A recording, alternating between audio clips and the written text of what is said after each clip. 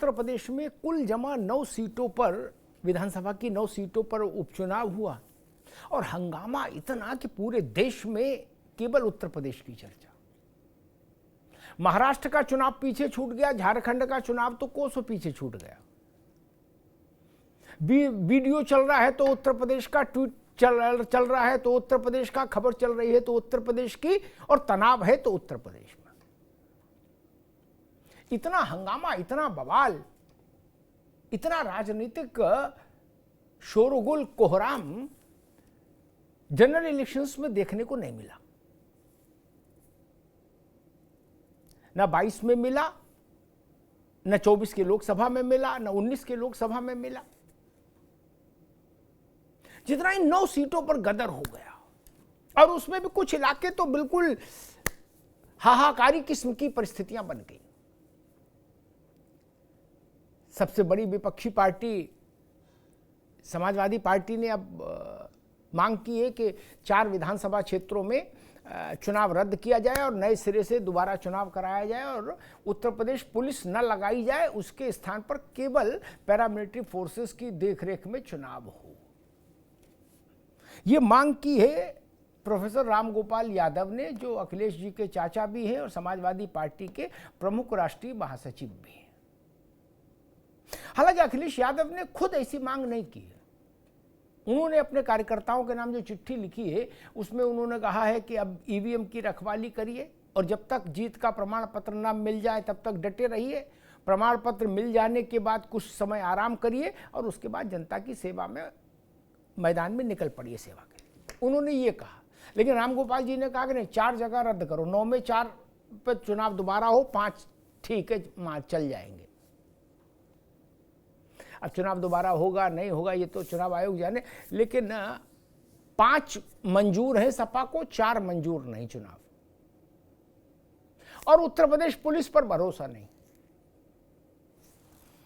जब हम ये कहते हैं कि पुलिस पर भरोसा नहीं रहा, तो यही उत्तर प्रदेश पुलिस है जो हर माननीय की सुरक्षा में भी लगी है। कम से कम जो भी विधायक है उसको 2-4 सिपाही तो मिले ही उत्तर प्रदेश पुलिस के।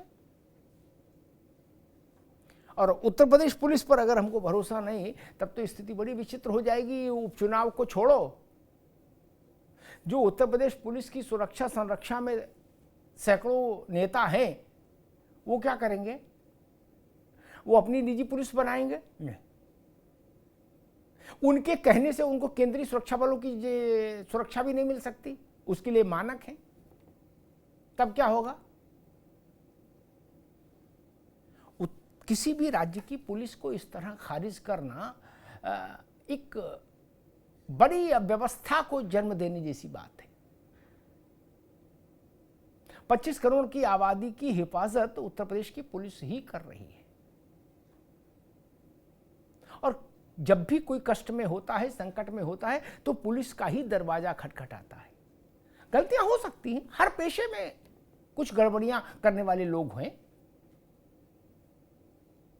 लेकिन उसके चलते हम पूरी पुलिस को खारिज कर दें? कहीं नहीं, उत्तर प्रदेश पुलिस पर ही भरोसा नहीं रहा अब तो। कल मैं कुंदरकी में जो सपा के प्रत्याशी हैं रिजवान साहब, उनको सुन रहा था, वो भी कह रहे थे उत्तर प्रदेश की पुलिस पे हमको कतई राई रत्ती भरोसा नहीं है। तब क्या नागालैंड की पुलिस आएगी या विदेश की आएगी? यही उत्तर प्रदेश की पुलिस है जो उत्तर प्रदेश में रहेगी। कानून व्यवस्था को लागू करने की जिम्मेदारी संवैधानिक तौर पर इसी की है, इसी पुलिस की। किसी राज्य में पुलिस रिप्लेस नहीं हो सकती, सरकार रिप्लेस हो सकती है चुनाव में, पुलिस नहीं। पुलिस तो वही रहेगी उत्तर प्रदेश की जो है, 3.5 लाख की फोर्स तो वही रहेगी। खैर, अब सियासी हड़कंप मचा हुआ है। 21 तारीख आज हो गई, कल 22 बीच में है, 23 को जब हम लोग इस वक्त बैठेंगे तो दूध का दूध, पानी का पानी हो चुका होगा। 2-3 चीजें और फैसल हो जाएंगी। बहन जी का वोट कहाँ है ये भी तय हो जाएगा 23 तारीख को। यानी बसपा का वोट कहाँ है? बसपा के पास इंटैक्ट है 9-9.5% उनका जो वोट आया था लोकसभा में, वो वहाँ है या उससे भी मामला आगे बढ़ा या नीचे गया? ये एक तो बड़ी चीज तय हो जाएगी। 27 के दृष्टिकोण से यह आंकड़ा महत्वपूर्ण होगा कि बसपा का वोट कहाँ है, कितना है। एक, क्योंकि बसपा ने सभी 9 जगह चुनाव लड़ा है और इन सब 9 जगह के बाई इलेक्शन है ये उत्तर प्रदेश में लगभग चारों दिशाओं का प्रतिनिधित्व करते हैं, तो इस नाते भी महत्वपूर्ण है। सब तरफ का मिजाज इसमें आ जाएगा। दूसरा, इसमें यह भी पता लग जाएगा कि 2024 वाला टेम्पो समाजवादी पार्टी का यथावत है या नहीं, यह डिक्लाइन है। तीसरा, ये तय हो जाएगा कि भारतीय जनता पार्टी को जो झटका लगा था 2024 की लोकसभा चुनाव में, उस झटके से भाजपा उबर आई है या नहीं, या वो झटका कंटिन्यू कर रहा है, ये भी तय हो जाएगा। और 23 तारीख में जो भी परिणाम आएगा उसका एक पॉलिटिकल बाई प्रोडक्ट ये होगा कि कांग्रेस और सपा के रिश्ते फिर से एक परीक्षा से गुजरेंगे। सपा अच्छा प्रदर्शन करे तो भी और खराब करे तो भी। हमारे साथियों ने इस पूरे हंगामे पर, पूरे बवाल पर एक रिपोर्ट तैयार की। पहले उस रिपोर्ट को देखिए, फिर मेहमानों से परिचय कराते हैं और फिर बहस में चलते हैं।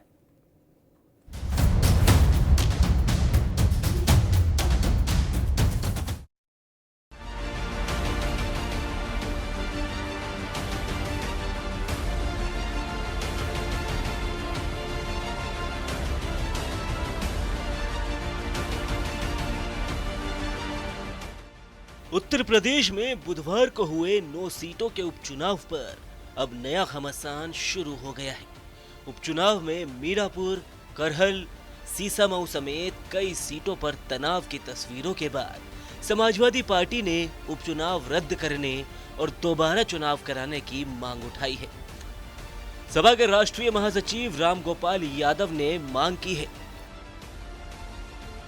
कि कल उत्तर प्रदेश में संपन्न हुए उपचुनाव समाजवादी पार्टी और संबंधित क्षेत्रों के जिला अधिकारियों और पुलिस अधिकारियों के बीच थे, न कि सपा और बीजेपी के बीच।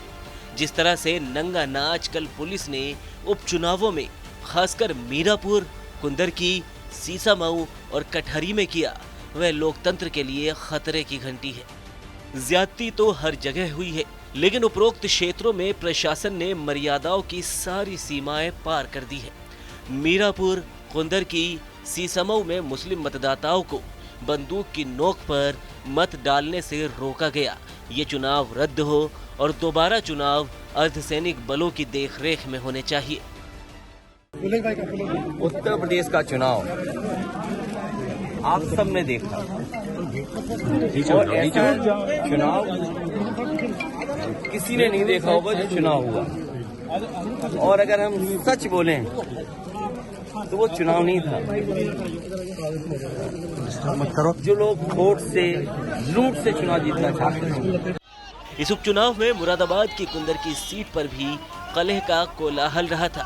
बैरिकेडिंग विवाद से लेकर वोटिंग से रोकने के आरोपों के साथ सपा उम्मीदवार हाजी रिजवान ने भी चुनाव आयोग को पत्र लिखकर कुंदरकी का चुनाव रद्द कराने की मांग की है। ये चुनाव आयोग से ये मांग हम क्या नाम करते हैं कि इस चुनाव को रद्द करके और दोबारा निष्पक्ष चुनाव कराया जाए, और वो भी जो है हमारे आपके पैरामिलिट्री फोर्सेस के देखरेख में चुनाव हो। हमें बिल्कुल इसके प्रदेश की पुलिस पर कोई भरोसा नहीं। उपचुनाव के रण में अधिकारियों पर आरोपों से लेकर चुनाव आयोग में शिकायत तक अखिलेश यादव बेहद सक्रिय रहे। इन हालातों में अखिलेश यादव ने अपने कार्यकर्ताओं को डटे रहने का संदेश दिया है। वहीं सपा की मांग पर बीजेपी ने तंज कसते हुए कहा कि हार के अंदेशे में ऐसे आरोप लगा रही है समाजवादी पार्टी। देखिए, लाख प्रयास के बावजूद भी जब खटाखट फटाफट वाली झूठ की दुकान नहीं चल पाई और हार सुनिश्चित हो गया, तो समाजवादी पार्टी के नेता आदरणीय अखिलेश यादव जी और आदरणीय राम गोपाल जी वो आदतन प्रलाप और विलाप कर रहे हैं। नहीं तो बहुत ही पारदर्शिता से उत्तर प्रदेश का चुनाव संपन्न हुआ है, क्योंकि अपने समय में बूथ लूटने वाले, वोट लूटने वाले, परिवार लूटने वाले, ऐसे लोगों को तो हर जगह लूट ही दिखाई देगा। बहरहाल तमाम कवायद के बाद उत्तर प्रदेश में उपचुनाव तो निपट गया, लेकिन राजनीति के रण में नए मुद्दे छोड़ गया। तमाम आरोप प्रत्यारोप के बाद चुनाव रद्द करने की मांग पर नई महाभारत छिड़ गई है। ऐसे में सवाल यही है कि सपा के उपचुनाव रद्द करने की मांग के मायने क्या है।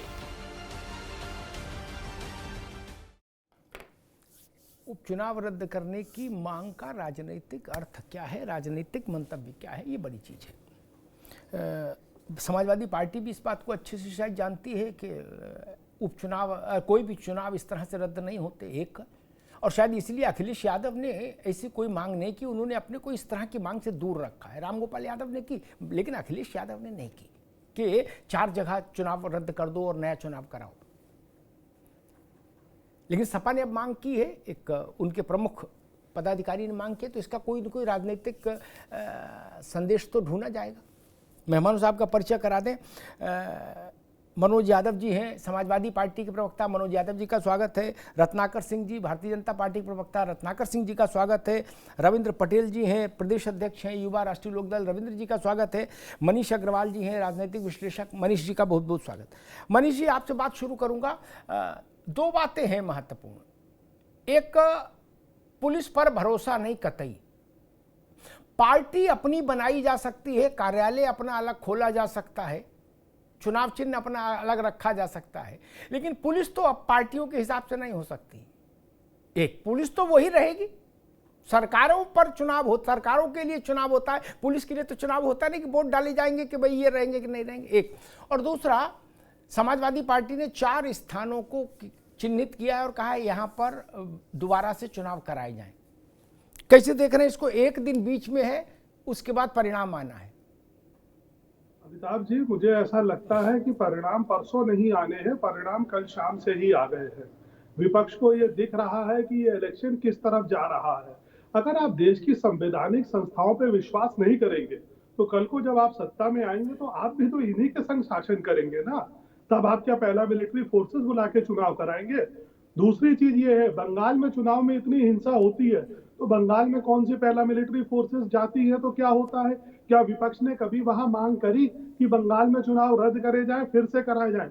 आपको जनता के मैंडेट को समझना होगा। आपको ये देखना होगा कि अगर आपको 24 में जीत मिली थी तो उसके कुछ कारण और थे।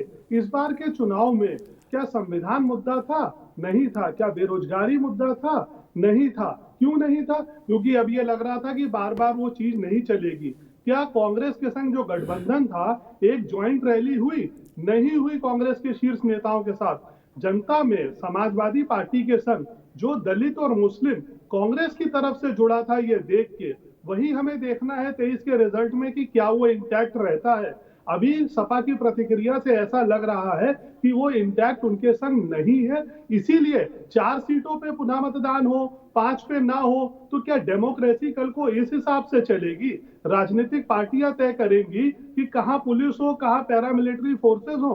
देश में और किसी संवैधानिक चीज की जरूरत नहीं है क्या? ठीक है मनीष जी, आप ठीक मनीष भाई, दोबारा आते हैं आपके पास। मनोज यादव जी के पास चलूंगा। मनोज जी, 2 सवाल खड़े होते हैं। एक तो ये कि 4 में दोबारा हो, 5 ठीक ओके हैं। एक ये बाइफर्केशन कैसे हुआ, एक तो ये समझ में। दूसरा, पैरामिलिट्री फोर्स की बात कही जा रही है कि पैरामिलिट्री, रामगोपाल जी ने भी कही और हाजी रिजवान और बाकी लोग भी कह रहे हैं। मुझे याद है बंगाल में जब चुनाव था तो पैरामिलिट्री फोर्सेस वहां भेजी गई थी तो इंडिया गठबंधन ने उसकी आलोचना की थी। क्या कि राज्य पुलिस सक्षम है चुनाव कराने के लिए, इतनी पैरामिलिट्री फोर्स क्यों भेज रहा केंद्र? इसके पीछे कोई षड्यंत्र है, साजिश है? मनोज जी, पश्चिम बंगाल की जो भी चुनावी प्रक्रिया होती है उस पर सबसे बड़ी आपत्ति अगर कोई करता है तो मौजूदा हमारे सामने बैठे बीजेपी के जो लोग हैं वही करते हैं। तो मैं ये पूछना चाहता हूँ कि उत्तर प्रदेश को पश्चिम बंगाल बनाना चाहते हैं क्या भाजपा के लोग?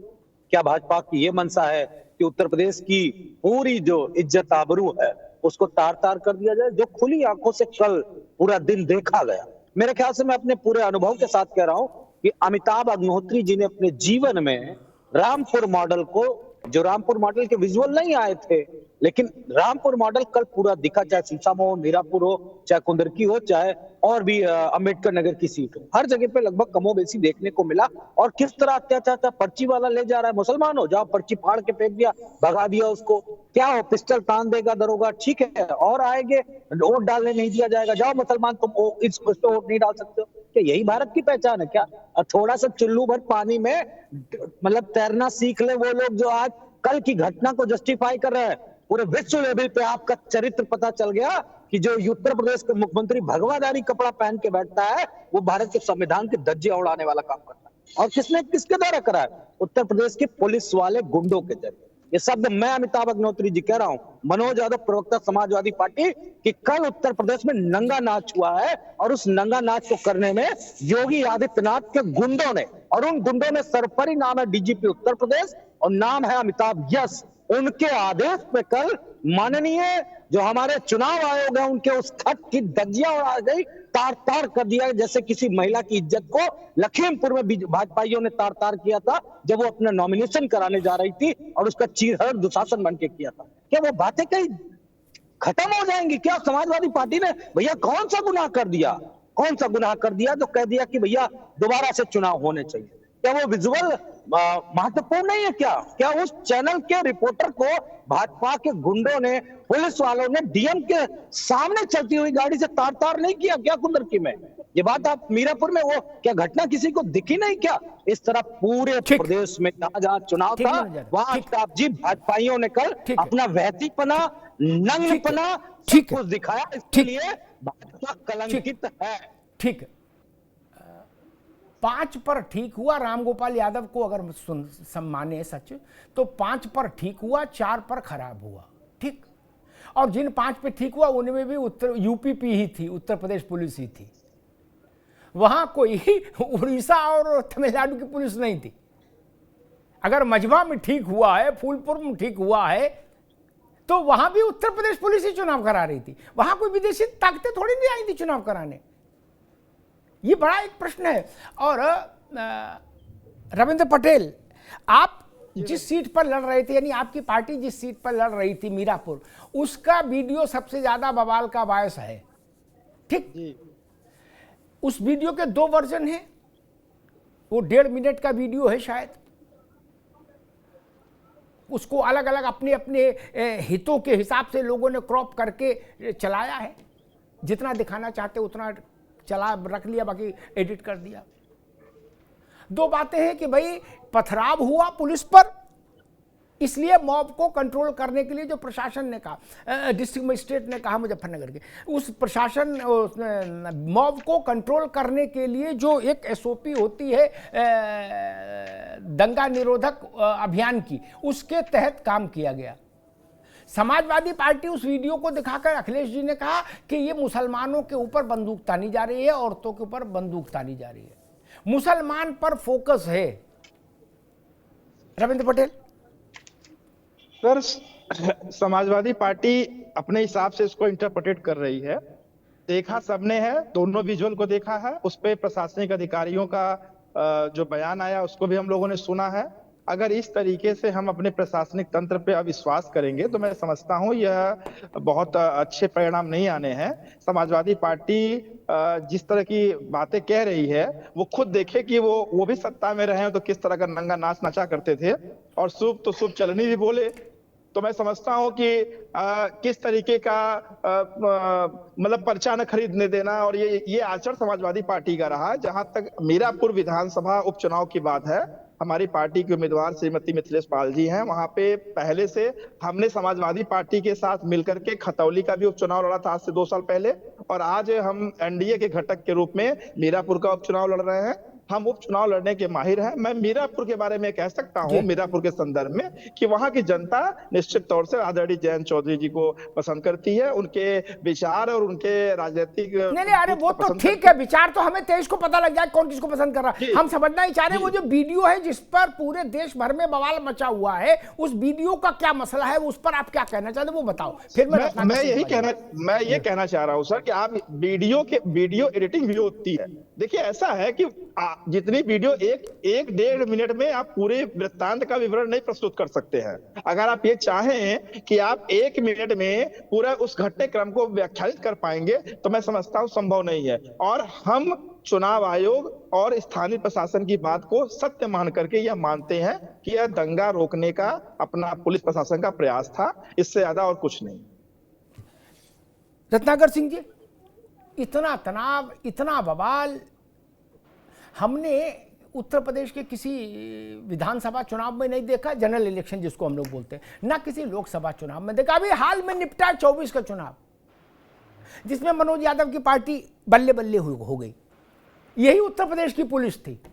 और यही मुसलमान भी थे। ऐसा तो था ना कि 24 के चुनाव में मुसलमान हज पे गए थे, मुसलमान भी थे और पुलिस भी थी और समाजवादी पार्टी जीती भी। तो ये तो सपा को भी सोचना चाहिए कि आरोप उतने लगाइए जितने टिक जाएं। अभी कुछ महीने पहले इसी उत्तर प्रदेश में मुसलमानों ने भी वोट किया, तभी तो आप जीते आपके मुताबिक, क्योंकि आप क्लेम करते हो, सपा क्लेम करती है कि मुसलमान मतलब मेरी पार्टी। तो 37 सीट आप तभी जीते जब मुसलमान ने झरा वोट किया, और इसी उत्तर प्रदेश पुलिस के तहत किया वोट। खैर रत्नाकर सिंह जी, लेकिन विवाद बहुत बढ़ गया, बवाल बहुत बढ़ गया। समाजवादी पार्टी कह रही है 4 सीटों पर फिर से चुनाव कराइए, री इलेक्शन। देखिए अमिताभ जी, कल जो चुनाव हुआ उस चुनाव में महाराष्ट्र का भी चुनाव हुआ, साथ में उपचुनाव उत्तर प्रदेश में भी हुआ, लेकिन महाराष्ट्र के चुनाव में कहीं पे भी हिंसा देखने को नहीं मिला और बड़े शांति तरीके से पूरे प्रदेश में चुनाव हुआ और बड़े अच्छे से चुनाव हुआ। लेकिन जिस तरह से समाजवादी पार्टियों के लोगों ने कोशिश की कि वहां पे जो है मतलब दंगा फैलाया जाए, वहां पे मारपीट किया जाए, वहां पे आरोप लगाया जाए, ये इनका स्वभाव है। इनके शासनकाल में अगर देखेंगे तो एक ही नारा चलता था कि सपा का यही नारा, खाली प्लाट हमारा। और आज के परिदृश्य में अगर देखेंगे तो साइकिल पे नहीं देंगे वोट तो गला देंगे आपका वोट। यही है समाजवादी पार्टी का आज का नारा। कहने का मतलब ये है कि ये अपनी हार को पचा नहीं पा रहे हैं और इनको मालूम है कि ये हार रहे हैं, सभी सीटों में ये हार रहे हैं। तब उसका उस कहानी का ये एक नहीं, एक मिनट बहस को आनंद लो।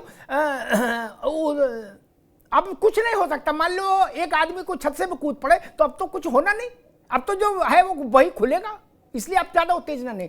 एक सवाल है, 4 पर इनने कहा दोबारा कराओ, मैं मान सकता हूं इन 4 पर इनको खबर मिली होगी कि भाई हमारी स्थिति खराब है, जितना मैं समझता हूं राजनीतिक शास्त्र के विद्यार्थी के नाते, बाकी कहे कोई कुछ आगे।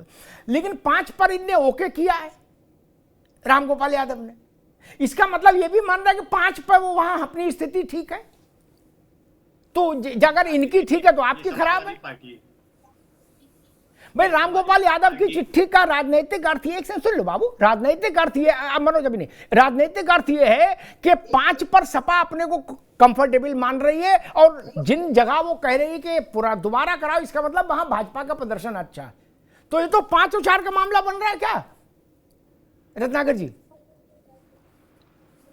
देखिए अमिताभ जी, समाजवादी पार्टी जब जब हारती है तब तब इस तरह का उनका वो एक बोलते हैं ना, एक नाटक नौटंकी ये शुरू रहता है। ये हमेशा ठीकरा जो है ईवीएम पे फोड़ेंगे, इलेक्शन कमीशन पे फोड़ेंगे, प्रशासन पे फोड़ेंगे। अब की ईवीएम भरी है, ईवीएम भरी है आपकी ईवीएम को रोली चंदन लगा विदा कर दिया रुचना करके, ईवीएम पर कहीं कोई तो नहीं। कल को जब चुनाव के नतीजे आएंगे तो निश्चित रूप से इनको अपने लोगों को तो बताना पड़ेगा ना कि प्रशासन ने हमारे साथ अन्याय किया, हमें वोट नहीं देने दिया, हमें रोका गया। लेकिन आप देख लीजिए अमिताभ जी, जब वोटिंग परसेंटेज भी उठा करके देखेंगे तो मुस्लिम बाहुल्य एरिया है कुंदर की, और वहां पे सबसे ज्यादा वोट प्रतिशत जो है वो हुआ है। इसका मतलब साफ है कि किसी को नहीं रोका गया है, सबको वोट देने दिया गया है। लेकिन ये कुछ फुटेज वीडियोज उठा करके और गलत परिदृश्य में लोगों के ऊपर जो है घुमा रहे हैं और दिखाने की कोशिश कर रहे हैं कि हमारे साथ अन्याय हो रहा है। अरे अन्याय, पहले तो आप बुर्का में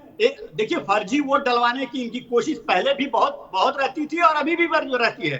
किस तरह से बुर्का वाले लोगों को ये जो है मदरसों में ठहराते हैं और वहां पे फर्जी वोट कराने के लिए अब कोशिश करते हैं। तभी तो अखिलेश यादव इनके कहते हैं कि भाई बुर्का जो पहन के आ रहा है उसकी चेकिंग नहीं किया जाए।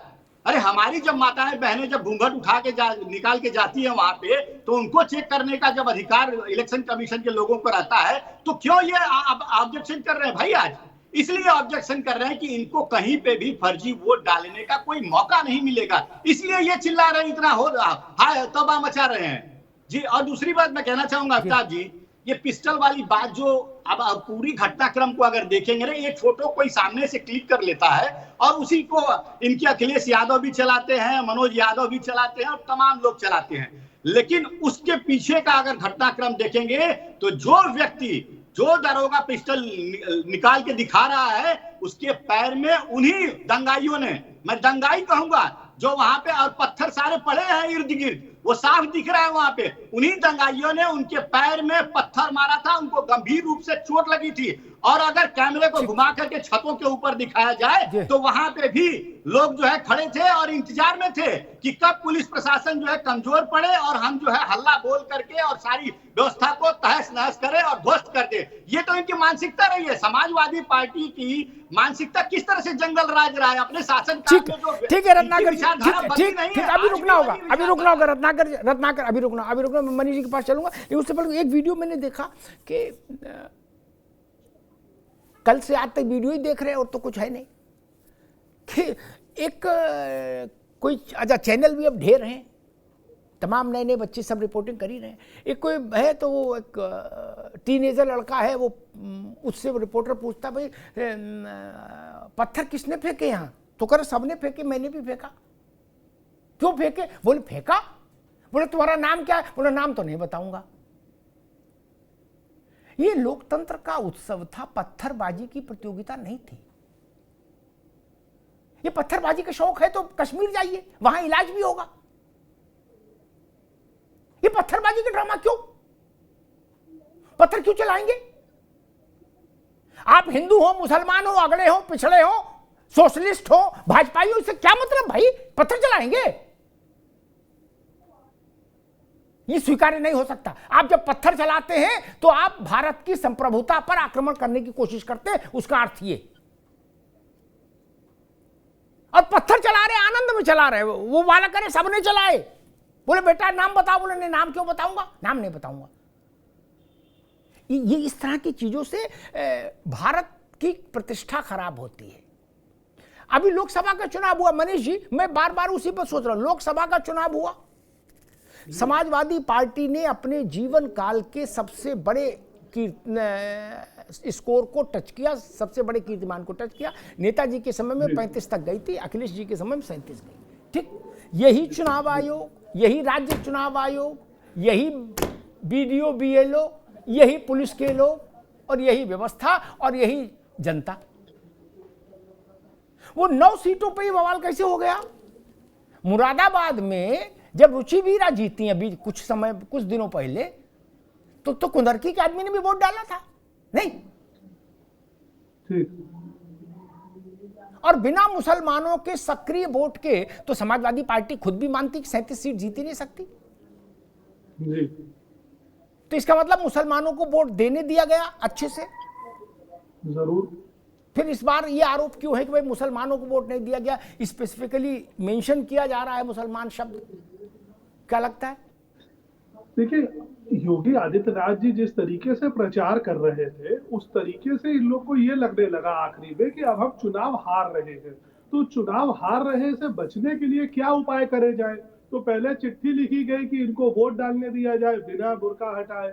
उसके बाद ये था, ये तैयारी थी अमिताभ जी, जैसे आप बोल रहे, पत्थर फेंक रहा है, नाम नहीं बता रहा है, पत्थर आ कहां से रहे हैं? इसका मतलब पत्थर इकट्ठा करके बैठे थे, पहले से ये प्लानिंग करके बैठे थे कि हमें चुनाव में माहौल खराब करना है, क्योंकि उत्तर प्रदेश की सरकार इस समय लॉ एंड ऑर्डर के लिए पूरे देश में जानी जाती है। तो ये एक प्रोपेगेंडा था जो पहले से तैयार कर लिया गया था। पत्थर कोई एकदम से पैदा नहीं होते। हमारे आपके घर में अगर आप ढूंढोगे ना, एक पत्थर नहीं मिलेगा ढूंढने पे, और इन लोग को हजारों पत्थर मिल जाते हैं पुलिस पे चलाने के लिए। तो ये सब तैयारी से करा गया सुनियोजित उपाय था कि किसी तरीके से माहौल जो है इतना खराब हो जाए कि चुनाव प्रक्रिया पे सवाल उठे और इसको आगे के लिए कोई और एक्शन लिया जाए। अभी समाजवादी पार्टी के प्रवक्ता कह रहे थे बंगाल के चुनाव के लिए, तो क्या वो ये मानेंगे कि बंगाल में चुनाव जो हुआ है वो गलत तरीके से हुआ है, या बंगाल में एनार्की है, या बंगाल में जनता का शासन नहीं है? हम देश में मानते हैं कि बंगाल में जनता ने भी ममता बनर्जी जी को वोट दिया है, वोट का सम्मान करना चाहिए। वो अपनी सरकार चला रही है, उनके चलाने के अपने अपने तरीके हो सकते हैं। शुरू में केजरीवाल जी जब आए थे ना, तो उन्हें भी पूरे भारत में कुछ अच्छा नहीं लगता था। आज उन्हें सब अच्छा लगने लगा है, सारी सत्ता अच्छी लगने लगी है, क्योंकि सत्ता का सुख मिलने लगा है। जो सत्ता से दूर है वो परेशान है। और मैं एक चीज और कहना चाहूंगा कि मनोज जी जैसे बोल रहे थे, मेरा निवेदन है उनसे कि मुख्यमंत्री जी के लिए, क्योंकि वो हम सबके मुख्यमंत्री हैं, कुछ अच्छे शब्दों का प्रयोग करा जाए, ऐसे शब्दों का प्रयोग ना करा जाए जो सामाजिक जीवन में सुनने में अच्छे नहीं लगते। ठीक बात। रविंद्र पटेल जी, जी सर। आप मुझसे बात कराइए, आरोप मुझ पे लगे। अरे जो अभी आ रहे हैं आपको, आप मेरी बहस का एक तरीका भैया ना, ऐसे नहीं। रविंद्र पटेल 4 पर बाई इलेक्शन चाह रही है, उसमें आपकी सीट भी है सपा, 5 को ठीक बता रही है। सर मीठा मीठा इनका और तीखा तीखा नहीं तो इसका कैसे मतलब आप चलेगा? मान रहे हो कि जो 5 सीटें इन्होंने ओके की उनमें मीठे मीठे हैं ये?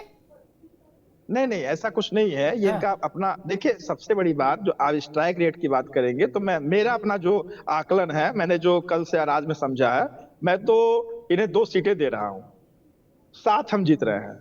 अब ये अलग बात है कि इनका अपना क्या तरीका है, क्या कौन से इनके सूत्र हैं जिन्होंने 4 और 5 को अलग अलग बाइफरकेट किया है। मैं इतना कहना चाहता हूं कि भरोसा रखना चाहिए। और आपने मेरे पहले आपने स्वयं उस बात को कह रखा है कि भाई अभी 4-6 महीने पहले जो चुनाव हुए हैं उसमें इनको अगर 37 सीट मिली तो सब अच्छा था, और आज अगर ये चुनाव हार रहे हैं तो उसे ये बता रहे हैं कि प्रशासन ने मनमाना काम किया है, पुलिस ने जबरदस्ती की है, जोर आजमाइश की है। मैं समझता हूं हार को स्वीकारना भी बड़े दिल वालों का काम है, और अखिलेश जी बड़े दिल के नेता हैं, बड़े नेता हैं, उन्हें ये स्वीकार करना चाहिए कि उनके कार्यकर्ताओं में कोई खामी रह गई है, उसको दूर करेंगे। और मैं समझता हूँ परसों तक तो धैर्य बना के रखे, परसों रिजल्ट आ जाएगा, और निश्चित जानिए कि यह भारतीय जनता पार्टी का चुनावी प्रबंध तंत्र था। एनडीए के घटक के लोगों ने जमीन में उतरकर काम किया, उसके परिणाम है। और पुलिस की बात जहां तक कर रहे हैं, आपने स्वयं अपने प्रारंभिक दौर में कहा कि पुलिस नागालैंड और आसाम से नहीं आएगी, यही कि पुलिस इनकी सुरक्षा करती है।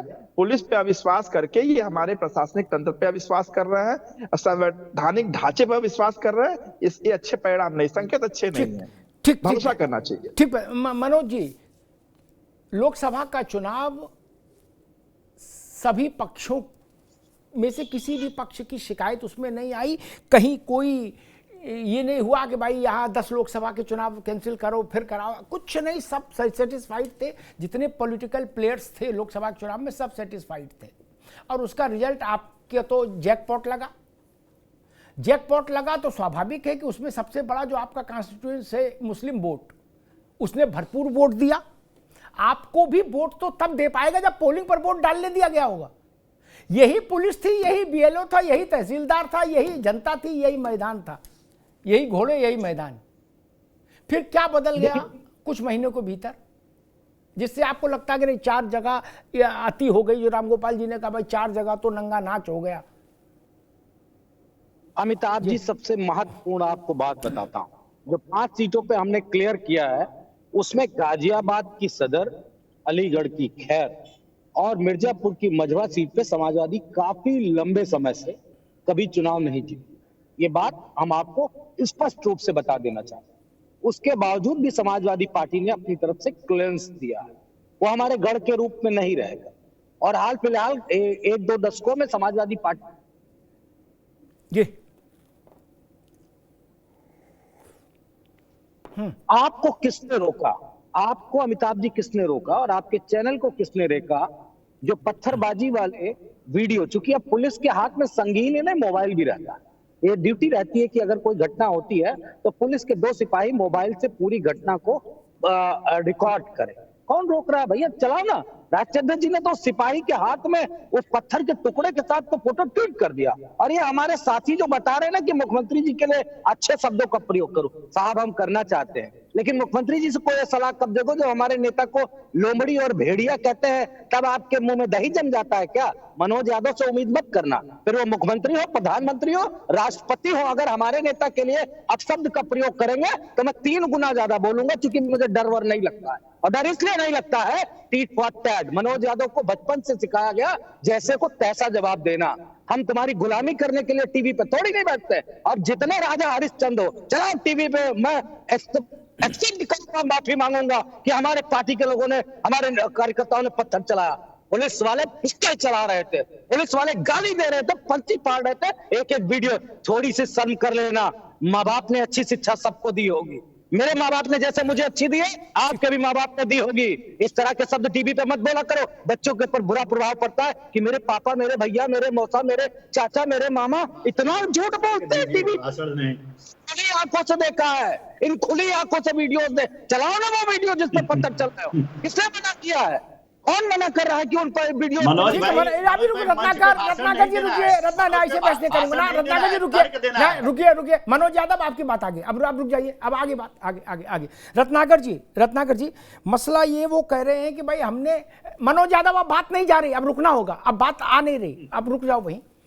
रत्नाकर सिंह, समाजवादी पार्टी कह रही है, अरे रुक जाओ भाई, समाजवादी पार्टी कह रही है कि हमने गाजियाबाद और खैर और मजबा भी छोड़ दी, क्लियर कर दी, जहां हम लंबे समय से कभी नहीं जीतते।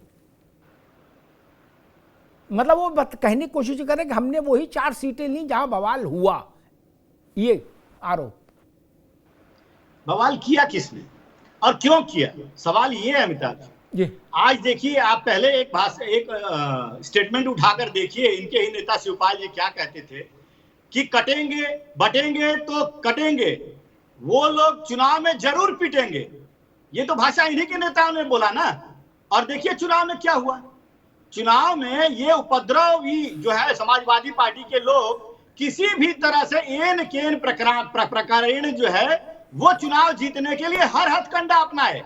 अरे भाई, आप लोग इतने क्यों बौखला जाते हैं भगवा रंग को देख करके और राम का नाम सुन करके इतने क्यों बौखला जाते हैं। भगवा रंग जो होता है, जो योगी आदित्यनाथ पहनते हैं, वो प्रेम, त्याग और बलिदान का प्रतीक है। आप लोग समझ नहीं सकते, क्योंकि आप लोग तो भगवा रंग खून की तरह लगता है भाई। आपको तो हरा रंग जो है प्यारा लगता है, हरा रंग प्यारा लगता है। हरे रंग की तो फसल लगती है, हरे रंग के तो पेड़ पौधे होते, हरे रंग की पिकन होती, क्या लगता है? अरे तो भगवा रंग प्रेम और त्याग का प्रतीक है, आपको बुरा क्यों लगता है? और ये बताइए, संस्कार की बात कह रहे थे मनोज जी, संस्कार की बात कह रहे थे, आपके बातों से, आपके स्वभाव से सारी हम दर्शक देख रहे हैं कि आपका संस्कार कैसा है और किस संस्कार से आया है, पार्टी का संस्कार कैसा है। अब ये बताइए कि हमारे लोग जो है जब जाते हैं वहां पे वोट करने के लिए, तो आप लोग इस तरह की बातें कहते हैं कि वो पिटेंगे, तो ये आपका संस्कार को दर्शाता है। ये आप लोग के पार्टी के संस्कार में है कि आप अपने पिता को, जो अखिलेश यादव हैं, भरे मंच पे धक्का देने का काम करते हैं, अपने चाचा को भी अपमानित करने का काम आप ही लोग करते हैं। आपकी पार्टी का संस्कार सब लोगों ने देखा है, और आपके शासन काल में भी किस तरह से जंगल राज रहा है, किस तरह से कार सेवकों पर आप लोगों ने गोलियां चलवाई हैं, वो भी हम हिंदू भाइयों ने देखा है। आज आप लोग इतना प्रेम, मुसलमानों से इतना प्रेम, अरे यही कांग्रेस की तरह आपको यही मुसलमान लेकर डूब जाएंगे, ये लिख लीजिएगा। और ये 9 सीटें आप हारने वाले हैं, बस इंतजार करिए 23 तारीख तक का। 23 तारीख को दोपहर के बाद नतीजे आ जाएंगे और आपको पता चल जाएगा कि किस तरह से आपको इसी हरा रंग ने और बुरके ने आपको डुबा दिया। क्योंकि आप लोग कभी भी शांति प्रिय नहीं रहे हैं, आप लोग हमेशा उपद्रव का सहारा लेकर के और लोकतंत्र को व्यवस्थित तरीके से लेकर चलने का काम नहीं किया है। आप लोगों ने, आपका देखिए किस तरह से साइकिल नहीं दिया वोट में, तो आपने गला घोट दिया भैया। आपके नेता ने गला घोटा ना, वोट नहीं दिया इसलिए गला घोट देंगे, किसी को मार देंगे क्या? बताइए, आप क्या यही लोकतंत्र सिखाता है आपको? यही आपका संस्कार सिखाता है? आपके नेता लोग कोई वोट नहीं दे, दलित महिला अगर आपको वोट नहीं देगी तो आप उसका गला घोट देंगे? ये लोकतंत्र में यही सिखाया जाता है आपको? नहीं डालने दोगे और इसके बाद टीवी पे बैठ के, अरे वोट कौन नहीं दे रहा? मैं तो बोला मुस्लिम बाहुल्य इलाके में सबसे ज्यादा वोट प्रतिशत हुआ है। बैठकर कैमरे पे झूठ बोलने का आप काम करते हैं, बैठकर कैमरे पे झूठ मत बोला करिए मनोज जी। मुस्लिम बाहुल्य इलाके में सबसे ज्यादा वोट प्रतिशत हुआ है, और आज देश की जनता को, प्रदेश की जनता को गुमराह करने की कोशिश कर रहे हैं कि हमें वोट नहीं देने दिया जाता है, हमें रिवॉल्वर दिखाया जाता है। ये सारी चीजें जो है प्रदेश की जनता ने देख लिया और समझ लिया है कि ये सब उत्तर प्रदेश में अत्याचार नहीं हुआ। भगवान राम की कसम, कहने की भगवान राम की कसम, भगवान राम की कसम, कल उत्तर प्रदेश में अत्याचार नहीं किया। वो कसम मैं खाता हूँ, कसम मैं भगवान राम की कसम खाता हूँ कि कल उत्तर प्रदेश में योगी आदित्यनाथ के पुलिस गुंडों ने अत्याचार किया, जनता ने नहीं डालने दिया। विरोध रहे हैं। अगर झूठी कसम खाई तो कोई ना कोई बड़ा नुकसान होगा। खाओ कसम, मैं कसम खा रहा हूँ, अगर मैं झूठ बोलूं तो मेरा नुकसान हो। अखिलेश यादव को भेज दीजिए राम मंदिर में। राम को अगर इतना मानते हैं तो आइए, कसम खाइए, आप नहीं खाएंगे, नहीं खाएंगे मनोज जी, क्योंकि राम मंदिर जो है आपके लिए अछूत है, आपके लिए अछूत है राम मंदिर। तुम्हारे जैसे अगर हम दान देना बंद कर देंगे तो राम मंदिर के कपाट बंद हो जाएंगे। ज्यादा अछूत अछूत मत बोलना, तो चक्कर नहीं होगा, समझ लेना। एक चकाचक, देख चकाचक, देख चकाचक। हाँ, ना बताओ, रत्नाकर सिंह ज्ञान ना बताओ मुझे, झूठ है। अरे झूठ पीढ़ी के लोगों को समझते हो, हमारे झूठ समझते हो, बताते क्या? ठीक है, दोनों लोगों को रोकूंगा, रत्नाकर जी को भी रोकूंगा, मनोज जी को भी रोकूंगा, दोनों लोगों को रोकूंगा। दोनों रुक जाइए, अब आगे बात अब नहीं आएगी, अब रुक जाओ, अब थोड़ा दोबारा से एनर्जी गेन करो, अब झगड़ा नहीं, रुक जाओ, पानी नहीं पियो। मनीष अग्रवाल, एक बेसिक सवाल खड़ा होता, बाकी तू में तो चलती रहेगी। 23 के बाद ठंडा हो जाएगा, फिर कई महीने तक ठंडा रहेगा, अभी कोई चुनाव नहीं है, फिर ये 25 शांति से गुजरेगा, 26 के मध्य में फिर गाली गलौज शुरू होगी 27 के लिए, इसलिए अभी कोई ज़्यादा दिक्कत नहीं, 48 घंटे खेल है, सब शांत हो जाएंगे, प्यार मोहब्बत से रहेंगे। 75 जिले में प्यार मोहब्बत दिखेगी आपको, 23 निपट जाने दीजिए 24 की सुबह से, ठीक, सब अपना अपना धंधे पानी में लग जाएंगे, भैया चलो देखो क्या करना है। खैर, जहां मुस्लिम आबादी का घनत्व तो ज़्यादा है इन 9 कॉन्स्टिट्यूंसीज में से, वहां हैवी पोलिंग हुई है, और समाजवादी पार्टी का विशेष तौर पर रामगोपाल यादव का आरोप ये है कि अखिलेश यादव के बाद वो सबसे बड़ी आवाज़ है पार्टी की, उनका आरोप ये है कि मुसलमान को कतई वोट नहीं डालने दिया गया। अब कुंदरकी में बिना मुसलमान के वोट पड़े तो वोट परसेंटेज इतना हो नहीं सकता, ना मीरापुर में हो सकता, ना शीशामऊ में हो सकता। मनीष अग्रवाल, ये तो आंकड़े में दर्ज है, इसमें तो कोई फेरबदल कर नहीं सकता, ना भाजपा वाले ऊपर नीचे कर सकते, ना सफाई कर सकते, ये तो जो दर्ज हो गया वो ईवीएम में दर्ज हो गया जी। फिर इतना हैवी पोल परसेंटेज कैसे हुआ? जहां मुस्लिम संख्या ज्यादा नहीं है वहां परसेंटेज कम है, जैसे गाजियाबाद की जो सदर की सीट थी वहां 33% है, वहां तो बहुत मुसलमान नहीं, 2 इलाके हैं जहां वो उसका थोड़ा सा घनत्व है उस सीट पर, कैला भट्टा और विजयनगर, बाकी तो पूरे में है नहीं, तो वहां तो 33% वोट पड़ा। और कुंदरकी में तो बाढ़ आई, इसके पीछे क्या है? अमिताभ जी, मुझे ऐसा लगता है कि जैसे अभी आप डिबेट में देख रहे थे कि 4 सीटों पे उपचुनाव और 5 में से 3 वैसे ही सरेंडर कर दी, तो रिजल्ट 7-2 जैसा दिखने लगा है। दूसरी चीज, ये डेटा देखने वाला होगा, ये आपका सवाल बड़ा महत्वपूर्ण है कि ऐसी जगह क्यों वोटिंग परसेंटेज बढ़ी है। क्या ऐसा तो नहीं हुआ है कि आदरणीय योगी आदित्यनाथ जी का जो बयान है बटोगे तो कटोगे, वो अच्छे रूप से लोगों में गया है और मुस्लिम समाज के अलावा दूसरे समाज ने भी बढ़ चढ़ कर वोट करा है। ये अलग बात है कि वो वहां गिनती में कम है, लेकिन वोटिंग अधिकार उनपे भी है। अगर वो 60-40 के भी रेशो में है, लेकिन अगर वो पूरे 40% वोट करने आए हैं तो भी आपको वोटिंग परसेंटेज अच्छी दिखेगी। तो ये पोस्ट वोटिंग एनालिसिस होगा, ये एक अच्छी चीज की स्टडी करने वाला है कि वहां पे क्यों वोटिंग परसेंटेज बढ़ा है, क्योंकि अगर मुस्लिम मतदाताओं ने वोट डाला है तो फिर समाजवादी पार्टी को उसका कोई विरोध करना नहीं चाहिए। लेकिन ये भी हो सकता है कि जो मुस्लिम मतदाता एकमुश्त होकर कांग्रेस के साथ होने की वजह से 24 में आया हो, वो अब कुछ हद तक वापस भाजपा पे आ गया हो, उतना अच्छा समाजवादी पार्टी के साथ ना हो, क्योंकि कांग्रेस खुल के समर्थन में नहीं आई। रविंद्र जी, आपसे एक सवाल है, उससे पहले मुझे एक बात समझ में आती है कि अब कोई थितरई नहीं कर सकता, टीवी पे कर सकता है, बाकी नहीं कर सकता थितरई, क्योंकि अखिलेश जी के लैपटॉप में और योगी जी के लैपटॉप में, रामगोपाल जी के लैपटॉप में, ब्रजेश पाठक के लैपटॉप में, नीचे नाबियां, सबके पास बूथ वाइज आंकड़े हैं, कहां कितना वोट पड़ा, ठीक, उस बूथ में किस मजहब की आबादी का घनत्व तो ज्यादा, ये भी सबको पता है, मुझे भी पता है और उनको भी पता है। थेतरई चाहे कोई कितनी करे, छत पर खड़े होकर चिल्लाए और चाहे कुतुब मीनार पर, सब जानते हैं। अगर मान लीजिए, हाइपोथेटिकल बात कर रहा हूं, क्योंकि मैंने भी वार्ड वाइज वो देखे नहीं बूथ वाइज आंकड़े, लेकिन उपलब्ध हैं नेट पर। मान लीजिए किसी बूथ पर 1000 मुस्लिम हैं और 200 गैर मुस्लिम हिंदू हैं, और वहां पता लगता है कि 700-800 वोट पड़ा, 600 वोट पड़ा, 700 पड़ा, तो सारे हिंदू भी मान लो 600 वोट भी बढ़ा तो भी 400 मुसलमान ने तो वोट डाला ना, तब ये बात तो खंडित हो जाएगी कि मुसलमान को वोट नहीं डालने दिया योगी आदित्यनाथ की पुलिस ने।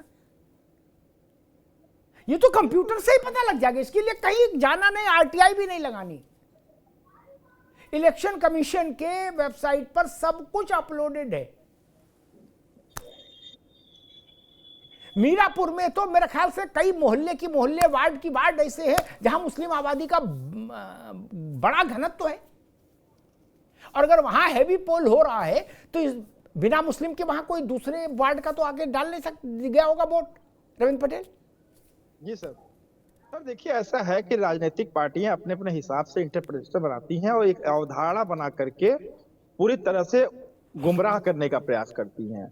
अब जो होना था वो हो चुका है, तो अपनी साख बचाएं कैसे, अपनी इज्जत बचाएं कैसे, अपने कार्यकर्ताओं को समझाएं कैसे, इस विषय पर उनका अपना अलग अलग तरीके से कि भैया हमारे साथ तो जाति हो गई, हमारे साथ अन्याय होगा, ऐसा नहीं है।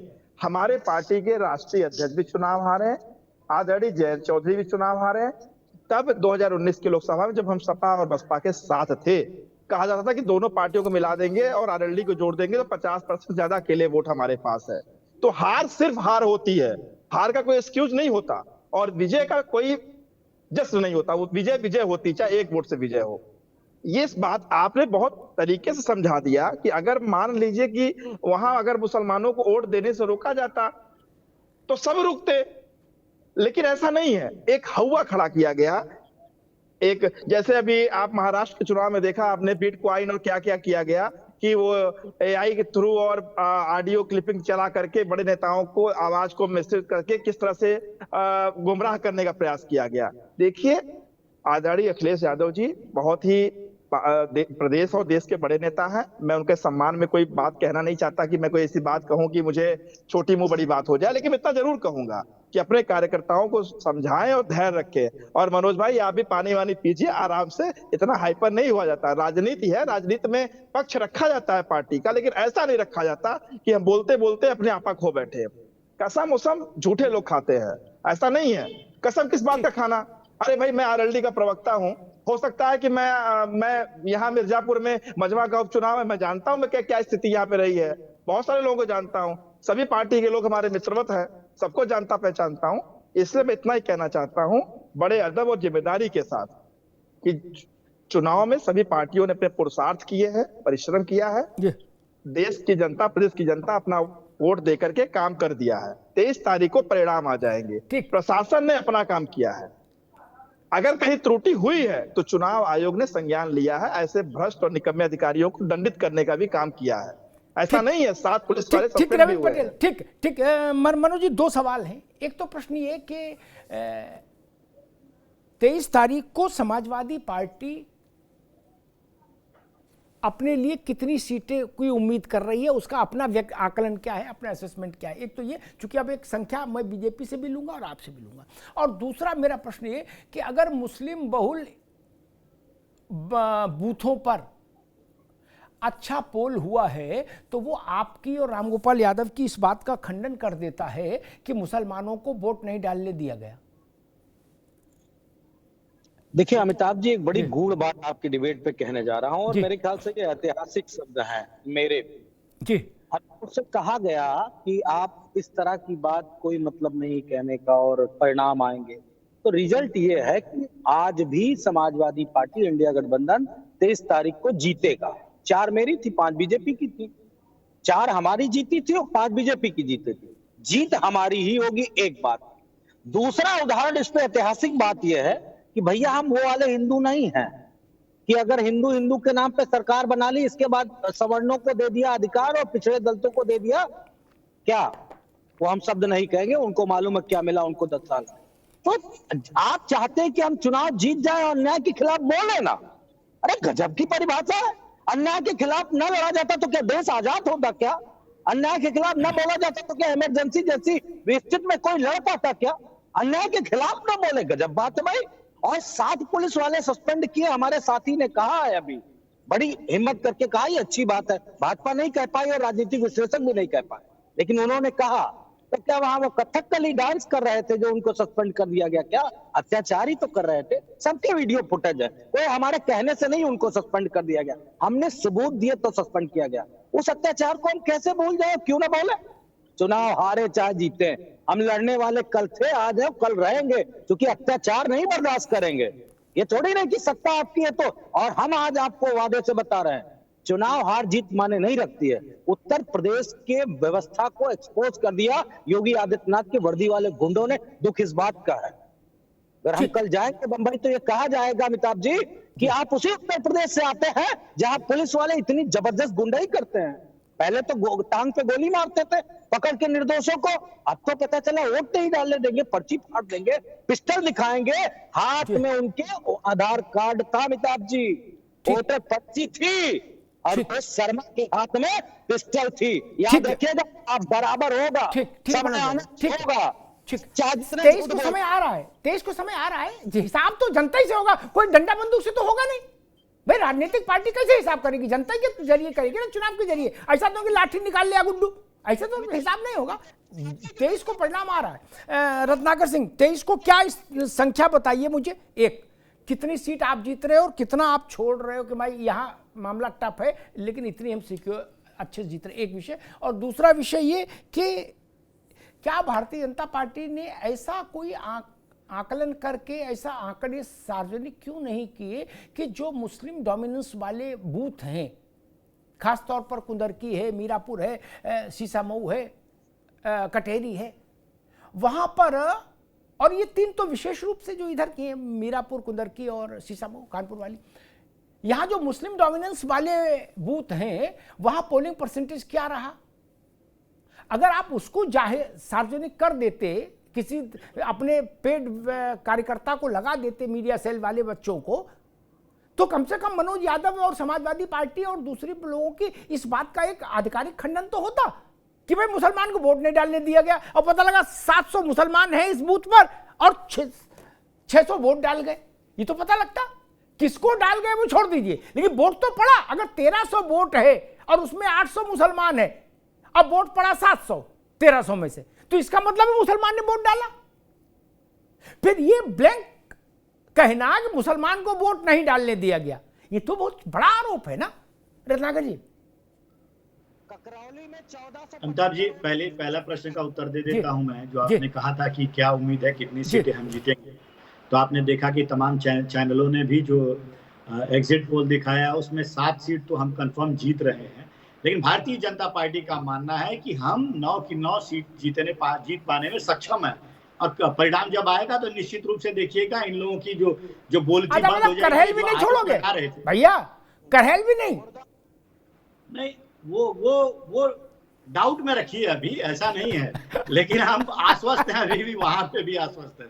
और दूसरी चीज अभी मैं जवाब देना चाहूंगा, आपका दूसरा प्रश्न था कि वोटिंग परसेंटेज के लिए, मेरे पास अभी मैं देख रहा था कुछ आधे घंटे पहले, वो मेरे पास हाथ में डेटा नहीं है, लेकिन कुंदरकी में आप देखेंगे तो सबसे ज्यादा जो वोटिंग परसेंट हुई है, जो लगभग 60% हुई है, और वह मुस्लिम बाहुल्य इलाका था। और मुस्लिम बाहुल्य इलाके में जब इतनी वोटिंग होती है तो निश्चित रूप से इनका आरोप लगाना बिल्कुल अनर्गल और हास्यास्पद है कि मुसलमानों को वोट नहीं दिया गया। ये एक नैरेटिव सेट करने का कोशिश कर रहे हैं कि भाई योगी जी जो है मुसलमानों को वोट नहीं देने देते हैं, पिस्टल के दम पे जो है उनको भगा देते हैं, ये नैरेटिव सेट करने का काम करते हैं, लेकिन होता नहीं है। जिस तरह से देखा कि आपने लोकसभा में भी इन्होंने किस तरह से नैरेटिव सेट करने का काम तभी किया और हो गया, लेकिन आज वो नैरेटिव पूरी तरह से खत्म हो चुका है। तो दूसरी चीज, अभी हमारे भाई मनोज यादव जी कह रहे थे कि हम लड़ते हैं, कल भी लड़े थे, आज भी लड़ेंगे, परसों भी लड़ेंगे, लड़ाकू है लड़ेंगे। अरे भैया, आपके लिए लड़ने का मतलब क्या है, मैं ये पूछना चाहता हूं। कानून हाथ में लेना, कानून को तोड़ना, पुलिस वालों पे पत्थरबाजी करना, लोगों पे पत्थरबाजी करना, पुलिस थाने में जाकर पुलिस वालों को डराना धमकाना, यही लड़ाई है आपकी? यही ये लड़ाई है तो बता दीजिए कि आप वही करते हैं, कानून को तोड़ते हैं, कानून हाथ में लेते हैं, वही लड़ाई है समाजवादियों की। अरे आप अच्छे कार्य के लिए, अच्छे कारण के लिए लड़िए। आप जो ये सब दिखाने की कोशिश कर रहे हैं, हम लड़ाकू हैं, ये है, जनता को गुमराह नहीं कर सकते आप। ये इस तरह जो मंच पे भाषण देते हैं ना लोग, मनोज यादव जी आप बैठ के वैसे ही भाषण ही देते हैं, तार्किक और लॉजिकल बात करने की कोशिश करिए और टू द पॉइंट जो है जवाब देने की कोशिश करिए। ये भाषण नहीं है, जनता यहाँ भाषण सुनने के लिए नहीं आई है। जनता आपके तर्कों पे, आंकड़ों पे विश्वास करती है और आंकड़े दर्शा रहे हैं। 59% 60% के करीब जो कुंदरकी में वोटिंग हुआ है वो यह दर्शाता है कि मुस्लिम बाहुल्य इलाके में वोटिंग हुई है और आपके आरोप निराधार है और गलत है। जी, दूसरी चीज मैं ये कहना चाहूंगा, अभी थोड़ा समय देंगे तो मैं अमिताभ जी और बहुत सारी चीजें हैं जो मैं कह सकता हूं जल्दी से। जी जी जी जी देखिए, ये अभी इंडिया गठबंधन की बात कर रहे थे कि इंडिया गठबंधन जीतेगा, इंडिया गठबंधन जीतेगा। मैं उसके ऊपर भी आ जाता हूं। भैया ये 9 सीट में इंडिया गठबंधन को कोई सीट आप नहीं दिए, कोई दिखा नहीं इंडिया गठबंधन का। आप बोलते हैं कि इतने लोग हमारे साथ है, वो कहां गए सब? एक कांग्रेस बेचारे को 1-2 सीट देने का ऑफर किया, वो भी भाग खड़ा हुई और वह सीट देने जा रहे थे जहां पे वो उसकी जमानत जब्त हो चुकी है, कभी जीती ही नहीं। तो ये आपके मंशा को दर्शाता है कि गठबंधन धर्म आप कितना निभाते हैं और स्व जो है धर्म कितना निभाते हैं। अरे ये समाजवादी पार्टी वही है अमिताभ जी जो जाति कल्याण के नाम पे खड़ी हुई। जाति के कल्याण करेंगे, यादव समाज का कल्याण करेंगे। समाज का तो कल्याण हुआ नहीं, बल्कि यादव परिवार जो है, अखिलेश, शिवपाल, जितने भी लोग हैं ना, ये सांसद बने हैं आज, एक ही परिवार से 5-6 सांसद है, उन्हीं का कल्याण हुआ है, बाकी ठीक है रत्नाकर जी का कल्याण नहीं हुआ है। ठीक, आगे बात। मनीष अग्रवाल, एक छोटा सा प्रश्न आपसे लूंगा, फिर समय खत्म हो रहा, कि 23 को सबसे बड़ा पॉलिटिकल मैसेज क्या होगा? परिणाम तो आगे एक प्रक्रिया है, आ जाएंगे परिणाम। उन परिणामों का पॉलिटिकल मैसेज क्या होगा? क्योंकि ये चुनाव अगर महत्वपूर्ण नहीं होता तो इसमें इतना बवाल भी नहीं होता, इसमें इतना पसीना भी नहीं बहाया होता सबने। जितना पसीना लोकसभा के चुनाव में और विधानसभा के चुनाव में नहीं बहता, उससे ज्यादा इसमें बह गया। इसका मतलब इसके अंदर कुछ वो है ना, इसके अंदर कोई मैसेज तो बड़ा है। आपकी नजर में क्या मैसेज होगा? अमिताभ जी, मुझे ऐसा लगता है कि इस चुनाव के निर्णय बताएंगे कि राष्ट्रवाद की जीत होगी, भारत एक रहेगा, अखंड रहेगा। एक बार धर्म के नाम पे विभाजन हो चुका है, अब जातियों के नाम पे विभाजन नहीं होगा। इस राजनीति के ट्रैक को बदलना पड़ेगा और राष्ट्रवाद की तरफ भारत को आगे लेके बढ़ना पड़ेगा। ये जातियों में बांटना, धर्मों में बांटना, ये अब नहीं चल पाएगा। जैसे कि आदरणीय योगी आदित्यनाथ जी ने कहा है कि अगर हम कटेंगे तो बटेंगे। उससे अच्छा प्रधानमंत्री ने कहा कि हम एक रहेंगे तो सेफ रहेंगे। हमें ये देखना होगा हमारे बॉर्डर के जितने भी राज्य, जितने भी देश है, वहां पे कैसी अस्थिरता है। तो राष्ट्रवाद की जीत होगी चाहे जो पार्टी जीते। ठीक, मनीष जी ने बड़ा गंभीर, बड़ा कठिन शब्दों में वो बात कह दी। मैं उतना तो पढ़ा लिखा आदमी नहीं, मैं तो सरल बात समझता हूँ जो जनता समझ पाए। आदवाद में नहीं जानता ज़्यादा, कौन सा बात कहाँ का बात है ना, ये सब सेमिनार के खेल है। मेरे हिसाब से सबसे पहले तो ये तय हो जाएगा कि सपा ने जो आरोप लगाया, ये आरोप में कितनी सच्चाई है। इसके आंकड़े एक बार सामने होंगे। और सब, मैं तो भाजपा को भी कहता हूं, आपके पास हजारों लोगों की टीम है, इतना रुपया पैसा खर्च कर रहे हो इस पर, टीम पर, ये आंकड़े का काम आपको करना चाहिए था कि रिजवान के मोहल्ले में कितना वोट पड़ा, ये तो बताते कम से कम कुंदरकी में। आप वो भी नहीं कर पाए। पता नहीं चना मुरमुरा खा रहे हैं भाजपा वाले भी। बोले राष्ट्रवाद बता देंगे, जब टीवी बहस होगी तो कहेंगे राष्ट्र को मजबूत करना। अरे ऐसे नहीं होगा ना, तेतरी करने से होगा क्या? आज बीजेपी के प्रवक्ताओं को इस पर सार्वजनिक करनी चाहिए थे डाटा। ये हमसे अपेक्षा करते हैं कि आप हम इतने दिमाग लगाएं। क्यों लगाएं भाई? भाजपा के लोगों को काम करना चाहिए था। आपकी सरकार है, आपके पास सिस्टम है। मनीष जी, राष्ट्रवाद, पूंजीवाद, धर्मवाद सब छोड़ दो, कोई बात नहीं है। पहले ये तो बताओ रिजवान के इलाके में कितना वोट परसेंटेज गया, वहां मुसलमान कितना, हिंदू कितना। ये तो छोटा आरोप नहीं ना। समाजवादी पार्टी ने कहा कि प्रदेश में मुसलमान को वोट नहीं देने देंगे, ये छोटा आरोप है क्या? इसका खंडन कहां है? क्या इसका खंडन पढ़े लिखे लोगों की तरह से नहीं आना चाहिए था? बोलो भाई, हाँ ना? बिल्कुल सर। रत्नाकर बाबू, नहीं आना चाहिए था? आप लोग किसी और काम में व्यस्त हो, मनरेगा में मजदूरी कर रहे हो क्या? ये क्रिकेट खेल रहे हो और तो कोई काम नहीं आपके पास? क्यों नहीं आंकड़े आए? मनोज यादव की बात का काउंटर उन आंकड़ों से होना चाहिए था, सपा की बात का काउंटर। उससे ज्यादा प्रामाणिक तू कहता है दाएं बाएं की बात, मैं कहता हूं कागज लिखी, जो कागज में लिखा प्रमाण हो जाता, फिर कोई खतरा ही नहीं करता। लेकिन भाजपा ने भी कहा नहीं नहीं, हम राष्ट्रवाद और कौन कौन वाद है, अंतरिक्षवाद, उस पर खेल लेंगे। नहीं, इससे कुछ नहीं हासिल हो। मेरे हिसाब से 23 तारीख को, अब बहुत समय नहीं बचा, एक दिन बीच में है, योगी वर्सेस अखिलेश ये चुनाव है। ये तय हो जाएगा कि प्रदेश की जनता की दृष्टि में यह जनता का भरोसा किसके साथ है, योगी आदित्यनाथ के या अखिलेश यादव के। यह तय हो जाएगा कि 24 के लोकसभा चुनाव की पराजय से भाजपा उबर गई कि नहीं, मनीष जी। यह तय हो जाएगा कि 24 में समाजवादी पार्टी ने जो ऐतिहासिक जीत हासिल की वो उसी अश्वरथ पर सवार है या टेम्पो डाउन हो गया। ये तय हो जाएगा, ये चीजें तय होंगी। राष्ट्रवाद, अंतर्राष्ट्रीयवाद, सनातन और फल सब नहीं तय होगा, पर 9 सीट में भारत तय हो जाएगा क्या? 9 सीट में नहीं यार, भारत नहीं तय होगा। भारत में तो 150 करोड़ लोग हैं, यहां तो कुल 36 लाख वोटर ही था, 36 ही लाख था कुल वोटर। इसीलिए मैंने कहा हंगामा ज्यादा है, चुनाव बहुत बड़ा थोड़ी ना है रविंद्र बाबू। 36 लाख कुछ वोटर था कुल, सब डालते तो, इसलिए बहुत बड़ा चुनाव भी नहीं। लेकिन प्रतिष्ठा चूंकि 2 बड़े चेहरों की लग गई, उत्तर प्रदेश के जो सबसे बड़े चेहरे हैं राजनीति के, इसलिए चुनाव बड़ा हो गया। और दूसरी बात मैं कहूंगा कि जो लोग ये कह रहे हैं, ये बड़ी बात है, जो लोग ये कह रहे हैं कि हमें उत्तर प्रदेश की पुलिस पर राई रत्ती भरोसा नहीं, उनकी बात में वजन तब आएगा मनोज जी, जब वो लोग अपनी सुरक्षा में लगे उत्तर प्रदेश के पुलिस कर्मियों को वापस कर दें। क्या वो साहस जुटाएंगे? भाई जिस पर मुझे भरोसा ही नहीं, मैं अपनी सुरक्षा में क्यों रखूं? रविंद्र पटेल कहेंगे हमको यूपी पुलिस पर भरोसा नहीं, और अपने साथ 4 सिपाही लेके घूमे, तो हम कहेंगे पहले इनको तो हटाओ। जिन जिन लोगों ने कहा, शिवपाल जी के साथ भी उत्तर प्रदेश पुलिस है, रामगोपाल जी के पास भी है, अखिलेश जी के पास एनएसजी कवर है, जेड प्लस सिक्योरिटी है, लेकिन उनके भी सिक्योरिटी के कवर में उत्तर प्रदेश पुलिस के लोग हैं, जवान लगे हैं साथ में। क्या आप उत्तर प्रदेश पुलिस के जवानों को छोड़ सकते हैं?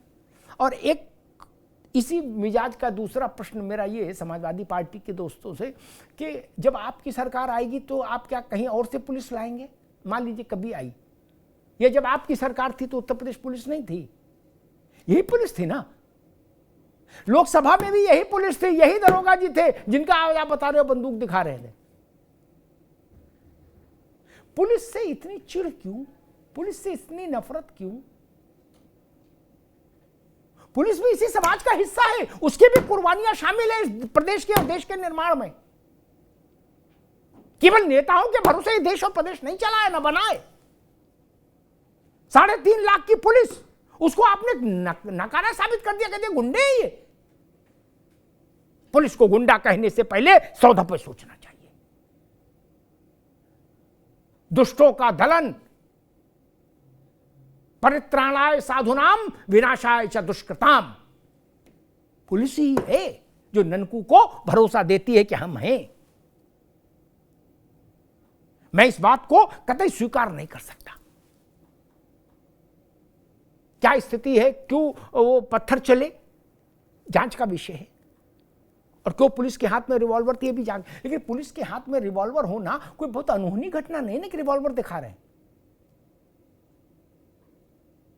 पुलिस कोई गुलाब का फूल लेके चलती है, चलेगी क्या? तो जो लोग पत्थर मार सकते हैं वो पुलिस को जान से नहीं मार सकते हैं क्या? जो पत्थर फेंकने का दुस्साहस कर सकते हैं वो जान भी ले सकते हैं। हमने जवाहर बाग में देखा था मनोज बाबू, क्या हुआ था? तमाम बहादुर पुलिस वाले शहीद हो गए थे, मारे गए थे, सिपाही से लेके ऊपर तक। क्या सच नहीं है? क्या भीड़ ने एक डिप्टी एसपी को नहीं मार दिया था? बाबर्दी। पुलिस की कुर्बानियां हमारे जहन में हैं। इसलिए पुलिस को गुंडा कहा जाए, मैं इसको स्वीकार नहीं कर सकता और मैं इसका प्रतिवाद भी करता हूं। अगर उत्तर प्रदेश में कानून व्यवस्था चल रही है, सामाजिक सुरक्षा लोगों को हासिल है, समाज में सुरक्षा हासिल है, तो उसका सबसे ज्यादा श्रेय सिपाही से लेके ऊपर तक पुलिस को जाता है। और पुलिस के लोग कौन हैं? उनसे ऐसी भाषा में बात हो रही है जैसे वो पाकिस्तान से आए हैं। एक ही घर में एक बेटा किसान है, एक सपा में है, एक भाजपा में है, एक पुलिस में है, उसको गुंडा बोलेंगे? क्या ये उत्तर प्रदेश के लोग नहीं है? क्या ये भारत के लोग नहीं है? वो अपने कर्तव्य का पालन कर रहे थे और जिन जिन लोगों ने कर्तव्य में प्रमाद किया उनको दंडित किया गया चुनाव आयोग के जरिए। लेकिन उसके चलते आप 3.5 लाख की पुलिस फोर्स को गुंडा बता दे, मैं इसका प्रतिवाद करता हूं, इसको अस्वीकार करता हूं। धन्यवाद।